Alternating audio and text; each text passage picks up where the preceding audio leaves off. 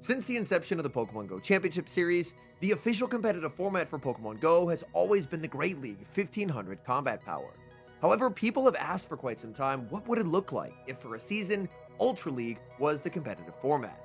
Well, today, thanks to a community-run Ultra League tournament, we get to take a look at what would it look like if competitive Pokémon GO had a season where it used the Ultra League. My name is Holmes Henry. I'm one of the official casters for the Pokémon GO Championship Series, and today we're taking a look at a community-run Ultra League tournament. This is a double restricted format, where battlers are allowed to pick any two of the Pokemon on screen, and then they build teams of 8. Typically, the competitive format uses a Show 6, Pick 3 format. This tournament uses a Show 8, Ban 2, Pick 3 format, where you have teams of 8, and then once the teams are revealed, you ban 2 of your opponent's Pokemon, and they ban 2 of yours. That takes you down to teams of 6, and then from there you play the normal Show 6, Pick 3 style format. Today we're following the run of Inadequence, who proceeded to get a clean sweep of this tournament to win the entire thing. Inadequence's team is as follows: Clefable, Lapras, Talonflame, Yveltal, Giratina, Shadow Scizor, Runerigus, and Dunsparce. Inadequence's round 1 opponent is Ivan Mora, who is Forretress, Hydreigon, Empoleon, Toucannon, Dusknoir, Stunfisk, Togekiss, and Jellicent. When bans are revealed, Inadequence has chosen to ban Toucannon and Jellicent, and Ivan has chosen to ban 2 ghost types off Inadequence's team, Runerigus and the Giratina.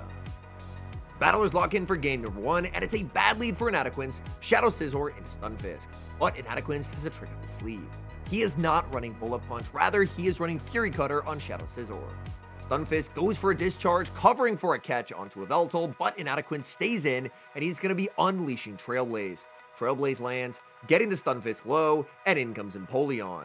Empoleon is going to do very well in this matchup. Shadow Scizor will fire off the boosted Night Slash that does do some pretty nice damage, and Empoleon will fire off the Hydro Cannon. Shield comes up from Inadequence, Inadequence trying to get as much value out of the Scizor as he possibly can. So an overfarm, another Night Slash, and now will the opponent decide to put up the shield? The opponent will put up the shield. Shadow Scizor just going to have to let itself go. The opponent would not be able to farm down before another Night Slash, so they will get KO'd, and in comes Astonished, the Dunsparce.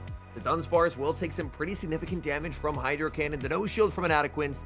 The Dunsparce hangs on and gets the full farm down. The Astonished fast move choice coming in clutch as the opponent reveals their final Pokemon in the back is Volt Switch Fortress. Drill Run lands, that does absolutely nothing. In comes Yveltal, but this is going to be a very difficult game to win. Fortress is extremely bulky, and it's able to hit for massive damage onto Yveltal. Opponent now going to pivot into the Stunfisk, and unfortunately for Inadequence, his Yveltal just has nowhere to go. It has no good matchups, but if he can double up on Dark Pulses, he should be okay. Inadequence gets the back-to-back Dark Pulses. Stunfisk puts up the shield, but the Thundershock KOs, and Inadequence loses his energy. For a moment there was hope, but now this is looking difficult. Inadequence does get the Astonished farm down. Opponent sends back in Fortress. This is going to be close. We know Drill Run does not do a lot of damage. Drill Run into the Fortress, gets the Fortress low. Fortress gets the farm down, and the opponent takes the game 1 win. Tough start for Inadequence. He brought the cool pick of Yveltal, and unfortunately, Ivan was prepared. Ivan ran ABA Electric, and unfortunately, there was just nowhere for Yveltal to go. A switch in strategy from both battlers for game number 2, as Inadequence leads Lapras into Hydreigon. Hydreigon is incredibly spammy. Hydreigon goes for the fly, and Inadequence, not messing around, is going to be full sending the Ice Beam. Ice Beam into Hydreigon will be shielded. Hydreigon is double resisting these Psywaves, so as long as the charge attack doesn't land, Hydreigon is still basically full health. Hydreigon now going to go for the Brutal Swing. Lapras is going to make it to the Ice Beam. Now the opponent has to decide, is it worth double shielding Hydreigon? Ice Beam is going to land. Hydreigon is able to survive. Good matchup knowledge from the opponent. Lapras shields up the Brutal Swing from Hydreigon. Lapras looking for the Psywave down, deciding it's not possible, and sniping with the Scizor. Scizor is going to be met with the Volt Switch Fortress. This is not what you're hoping to see as Scizor. Scizor would rather see literally any other Pokemon on this team. The Fortress just absorbs Night Slashes for days and inflicts devastating damage with Rock Tomb. The no shield on the Rock Tomb, Scizor able to hang on, but not by much. 3 Fury Cutters and the Night Slash. This is debuffed. Night Slash lands. The Night Slash boost. Shadow Scizor does not get another move. And unfortunately, that Fortress leaves with a Rock Tomb loaded. Inadequence waiting down the timer. In comes Talonflame. Opponent saves the Rock Tomb and sends in Stunfisk. Stunfisk is going to be spamming out discharges incredibly quickly. Discharge gets shielded, and Adequince farming up and firing off the Flame Charge. Flame Charge is going to be boosting up his attack. You never want to shield the first, so Ivan is going to let that go. Ivan going to farm up, throwing 4 and the move, and Adequince no protect shields left to hide behind, but an Adequince is going to try and get to the double fly. Stunfisk has taken quite a bit of damage throughout the course of this match. Can a boosted resisted fly actually take the KO? This is going to be close. Fly into the Stunfisk. Stunfisk gets knocked out. Back in comes the Fortress, and the game comes down to this. Does Lapras have enough health to make it to the Sparkling Aria? Volt Switch connects, and Lapras survives. 1 HP remaining. Sparkling Aria knocks out the Fortress, and we're going to game number 3. Unfortunately, the footage for game number 3 was lost, but Adequince mentioned that he led Talonflame into Fortress, and from there, it was a pretty alignment-dependent win, winning him the series 2-1.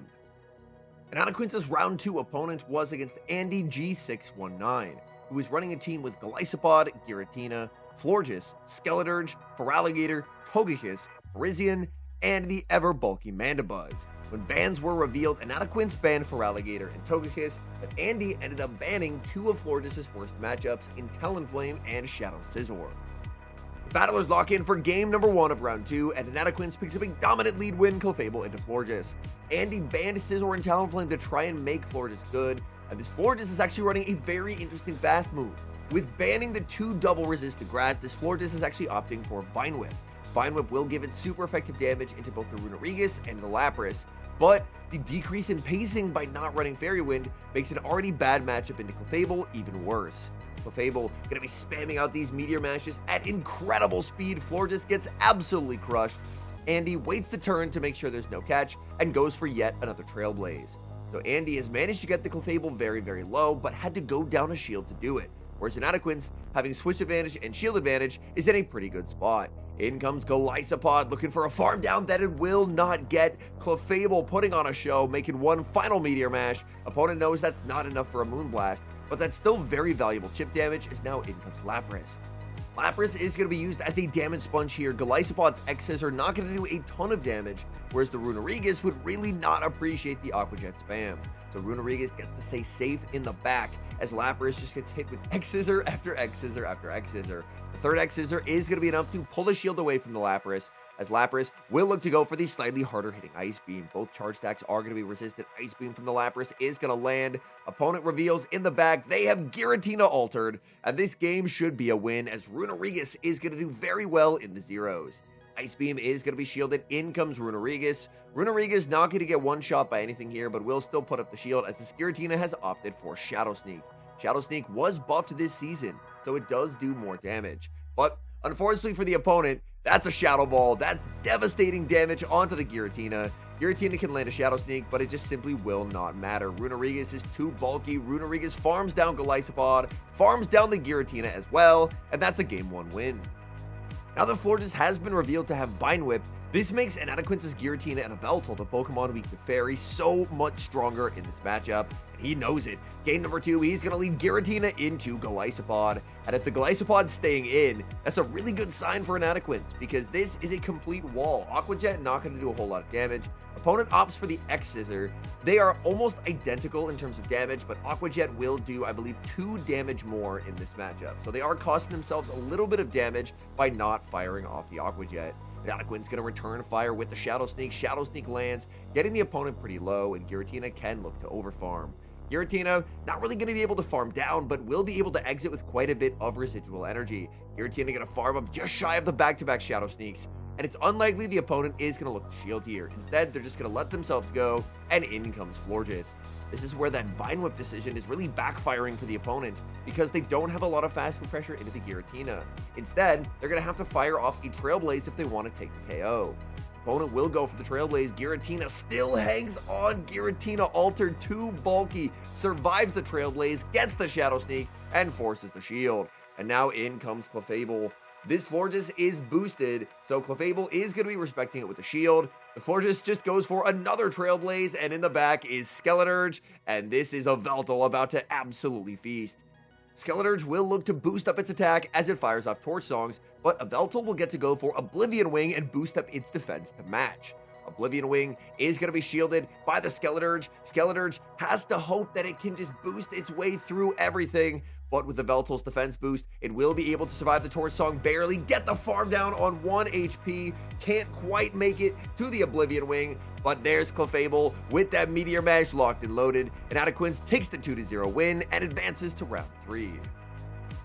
Adaquins' round 3 opponent is against Scuzzlepie, and their team consists of Tentacruel, Licky, Parisian, Clefable, Fortress, Corviknight, Gastrodon, and Giratina. I may as well call their team Team Tank because, oh my goodness, every Pokemon on this team is monstrously bulky. When the battlers reveal their bans, and Adaquins has chosen to ban Licky and Clefable to try and presumably free up his Yveltal, but Scuzzlepie sniffed it out and banned the Yveltal and the Talonflame, potentially to free up Gastrodon. The battlers lock in for game number 1. It's Lapras into Corviknight. This is a bad lead for an Adaquins. Even though Lapras is absolutely incredible in neutral matchups, the fact that Corviknight does have that Psy-Wave resistance means that even though it's a very close matchup, Corviknight will be able to emerge victorious. Corviknight overfarms massively the no shield from Lapras, as you never want to shield an Air Cutter in case it gets the boost. But the opponent does not go for it. Instead, they're just going to be firing off the Payback. Payback does do some solid chip damage, and so will the Sparkling Aria. Lapras already taking quite a bit of damage along the way. Gonna be no shielding as Corviknight goes for the Air Cutter, but does not get the boost. Lapras gonna settle for a Sparkling Aria. Ice Beam would do slightly more here, but still would fail to take the knockout, but maybe could have set up a Psy-Wave farm down. The decision by an Adaquins to not go for the Ice Beam means that he will lose lead, but now he gets to go for farm on Runerigus. Runerigus up energy can be very scary as in comes Gastrodon. Gastrodon down on energy, and Adaquins gonna fire off the Shadow Ball and can potentially look to try and go for a catch on Giratina as needed. There it is. Is this the Water Pulse, or is the Gastrodon running Earth Power? The Gastrodon is running Water Pulse. That is a massive catch. Now Gastrodon in a bit of a tough spot here. They're going to rebank energy, and out comes Fortress. Fortress doesn't really have anywhere to go, as there is resistances to bug absolutely everywhere. So this Fortress not running the Volt Switch that we saw in that Game 1 matchup, the Round 1 matchup, but instead running Bug Bite. And unfortunately, against the Runerigus and a Giratina, that's just a whole lot of bug resist. So the Fortress was just completely dead weight in the back. Fortress goes for the Rock Tomb. And for Runerigus, it can just keep farming. The debuffs don't really matter. Opponent now going to go for a Sand Tomb, and they send in Gastrodon. So this is a -1 Shadow Ball. Shadow Ball is still going to do some pretty nice damage. Runerigus, I mean, they're low enough that you can probably just get away with the Rock Tomb. So that's exactly what an Adaquins is going to do. Rock Tomb gets the shield to switch to Giratina. Giratina puts up the shield just in case they happen to have Earth Power and their double nuke, but they do not. Giratina just going to go for a double shield and a full farm down as the opponent still has yet to reveal their second charge attack. Back in comes the Fortress, and that's why he kept farming. He has the Shadow Sneak loaded, KOing Fortress. In comes Gastrodon. It gets farmed down, and that's going to be a Game 1 win for an Adaquins. As expected, the opponent really leaned on the Gastrodon in this matchup, and their reliance on Gastrodon made Giratina incredibly strong. Actually, taking a look across the opponent's remaining 6 Pokemon, outside of Payback Tentacruel, Giratina does look incredibly good. So I wouldn't be surprised to see it brought back for game number 2. And it is, but not in the lead. The leads this time are going to be Runerigus into the Gastrodon. For Scuzzlepie, it's definitely a win that the Giratina is not on the Gastrodon. Shadow Ball is going to land. No catch attempt this time. We have an alarm going off telling him to make a Master League graphic, and Adaquins get to work on that Master League graphic. Opponent overfarmed to avoid the catch, and the catch still happened. Oh my goodness, that is just devastating from an Adaquins. And Adaquins now going to be answered with Corviknight. Shadow Sneak is going to be adding up here, did get extra damage this season, and allows Giratina an ability to at the very least hit for neutral against the steals. Another Shadow Sneak is going to land. Now Giratina has to decide, is this the bait? Is it the payback? He no shields, it's the payback, devastating damage, and in comes Lapras. An unfortunate bait call. Oh my goodness, the opponent makes a very nice catch as they bank a ton of energy on Corviknight and catch the Sparkling Aria onto Fortress. This is not where Lapras wants to be. Lapras does have a massive energy head start as it's up an entire Sparkling Aria, but man, we know from the Great League how bad this matchup is for Fortress, and I imagine it's only worse in the Ultra League. Lapras is going to take big damage from Rock Tomb, but switch timer's up, and in comes Runerigus. Runerigus is going to be answered with the Gastrodon. Gastrodon fires off the Water Pulse. The shield comes up from the Runerigus. Runeriga's going to look to farm down here, going over 100, but getting that full farm down. Exiting with 100 energy is massive for the Runerigas. Opponent waits down the timer. Back in comes the Fortress. Fortress going to be taking some pretty substantial damage here. Shadow Ball lands. There's the Rock Tomb immediately following it up. The opponent still does have the Corviknight in the back, and it looks like they're leaving it all up to Corviknight. Corviknight firing off energy. Will they go for the Air Cutter? They need a payback to take the knockout. The No Shield calling the Air Cutter, and things are looking very, very good. Corviknight going to be firing off another Air Cutter, hoping for a boost. Will they get it? They do get the boost, and now their sand attacks are doing just a little bit of extra damage. Air Cutter is going to land. In comes the Lapras. Lapras very low. The Air Cutter is reached. Will this be enough to knock out the Lapras? It is at +1. The Air Cutter lands. Lapras hangs on the switch to Giratina. 1 HP. Takes down the Corviknight. And Inadequence advances to round 4. In round 4, Inadequence is paired up against Rafa Martins, who's running a team with Shadow Feraligatr, Fortress, Ludicolo, Stunfisk, Virizion, Florges, Oranguru, and Corviknight. So definitely some spicier picks from the opponent, which you really like to see, with the XL Ludicolo and the XL Oranguru. As far as bans, there's a couple different ways these battlers could go. Inadequence decides on getting rid of the steel types. Fortress, gone. Corviknight, gone. That means his Clefable is going to be an absolute nightmare to deal with. Rafa Martins is going to ban Yveltal and Talonflame. So banning those two Pokemon mean that Oranguru is going to be much improved. And on top of that, the Virizion is really going to appreciate not having to deal with either of those Pokemon as well. The battlers lock in for game number 1. Shadow Scizor into Oranguru. That is what Inadequence needed. Oranguru is going to be such a nuisance if it's not aligned onto the Scizor, but he got the perfect alignment. Rafa safe switches into the Feraligatr. Feraligatr safe switch unanswered so far from Inadequence, and Inadequence is now going to be firing off X-Scissor. You can change movesets in between rounds in this tournament, and it looks like he is running Charm on his Clefable for this matchup. Clefable is going to be taking some pretty significant damage from the Hydro Cannon, and the Charms are adding up as now he fires off the Swift. Swift is not the strongest move ever, but Feraligatr will not make a charge stack as it will get KO'd. Back in comes the Oranguru. Oranguru looking to get a huge farm down, and this energy could actually get a little bit scary. Meteor Mash into Oranguru is going to land. Aggressive pivot into the Shadow Scizor, but the Oranguru is absolutely loaded on Brutal Swings. Brutal Swing number 1 is going to connect. Oranguru already at Brutal Swing number 2, and that forces Shadow Scizor to put up the shield. So opponent reveals their final Pokemon is Ludicolo, and Ludicolo's Astonishes are dealing some pretty massive damage to Scizor. Scizor fires off the X-Scissor, able to hang on 1 HP and getting one final X-Scissor. Presumably this was the matchup that X-Scissor was for. Devastating damage, and Giratina wasn't even really needed. In comes Giratina, more than happy to absorb a Brutal Swing and fully Dragon Breath down, and that game was basically the best case scenario for Inadequence. If Scizor did not survive, that game could have got out of hand very quickly, but Scizor held on, the X-Scissor tech paid off, and Inadequence is 1 win away from the finals. The battlers lock in for game number 2. Inadequence leads Lapras into Virizion. Now this is not an amazing matchup for the Lapras. Lapras can obviously hit back for super effective damage, but Virizion just has such a massive pacing advantage every 9 turns, spamming out these Leaf Blades and really making life difficult. Inadequence is going to look to return fire with the Ice Beam. Landing this damage would be massive. Ice Beam does get shielded. Inadequence over farming. What a perfect catch as he's able to catch onto the Giratina.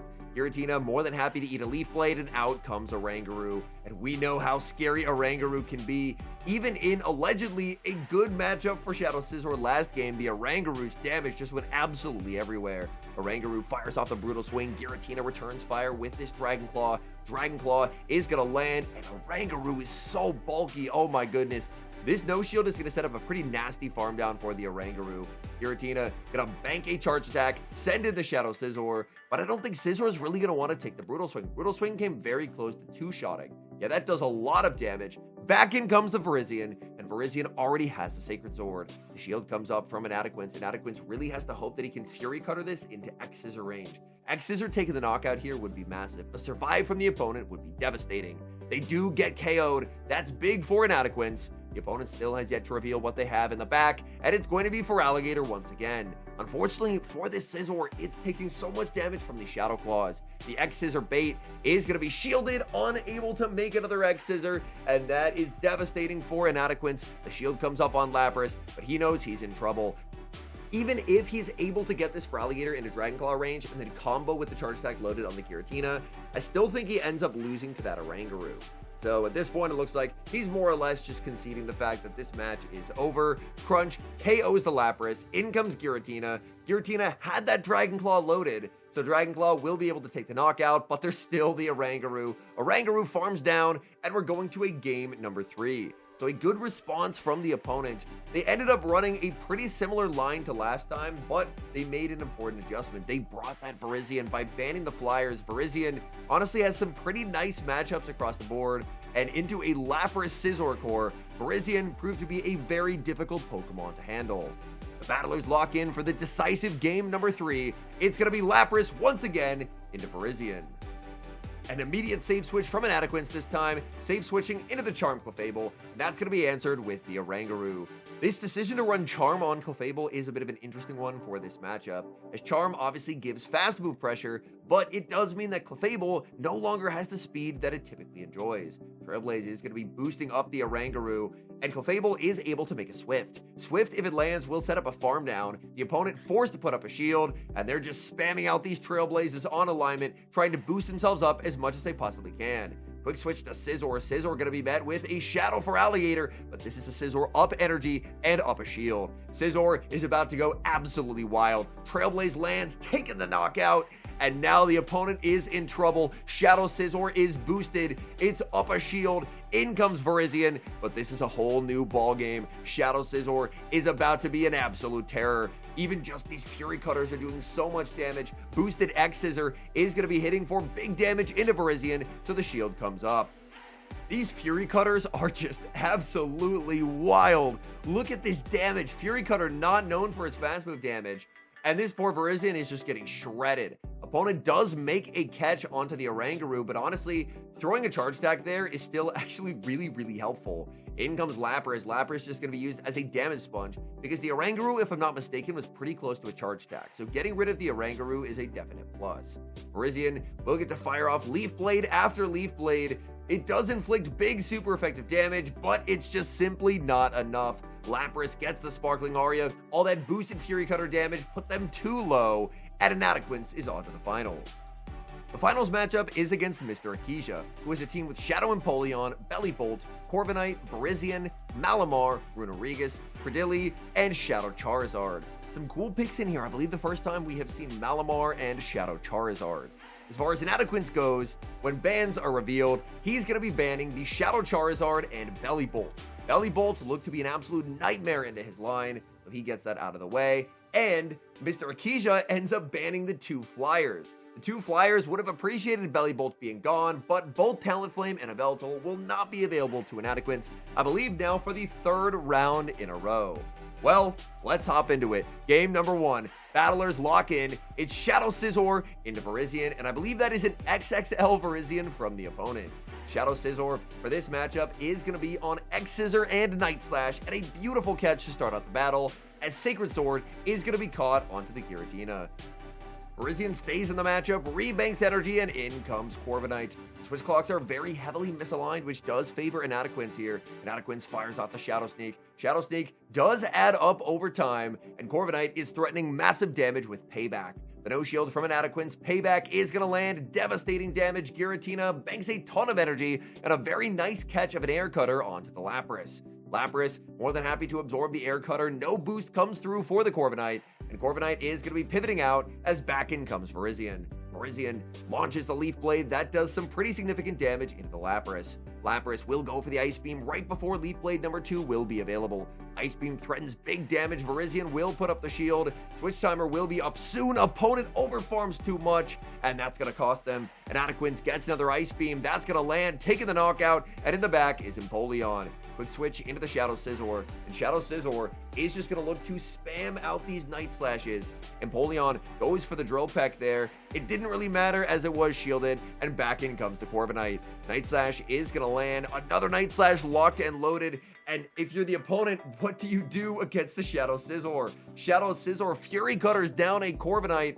Back in comes the Empoleon. Empoleon firing off charge stacks. The shield comes up from Shadow Scizor. There's the Hydro Cannon. And Scizor is going to be returning fire with the Night Slash. There's 100 energy loaded on the Giratina as well. The shield comes up. In comes Giratina. And that's going to be game over. Shadow Sneak gets the Empoleon low. Immediately followed by Shadow Sneak number 2. Inadequate's kind of had to dance around this matchup, desyncing switch timers left and right, but Giratina energy too good, and he's one win away from winning the entire tournament. It seemed like the Virizion pick did not work how the opponent was expecting it to. The question is, will they run it back in game number 2, or will they make adjustments? Well, the battlers lock in. Clefable for Inadequate into Malamar, a dream lead. Opponent safe switches into Corviknight, and this is where things get tricky. Inadequate did not bring a strong check to Corviknight on this team because, well, he doesn't have one. Unfortunately, his Yveltal and his Talonflame were both banned, and those would be his 2 best checks. So he's forced to send in Lapras. The Air Cutter bait fishing for the boost pays off for the opponent, as now Inadequate will have to deal with a +1 Corviknight. Inadequate's no shields, that's a boosted payback, and that is devastating damage. And this is going to be a very tricky matchup. Sparkling Aria from the Lapras is going to be no shielded by the Corviknight, getting the Corviknight very low.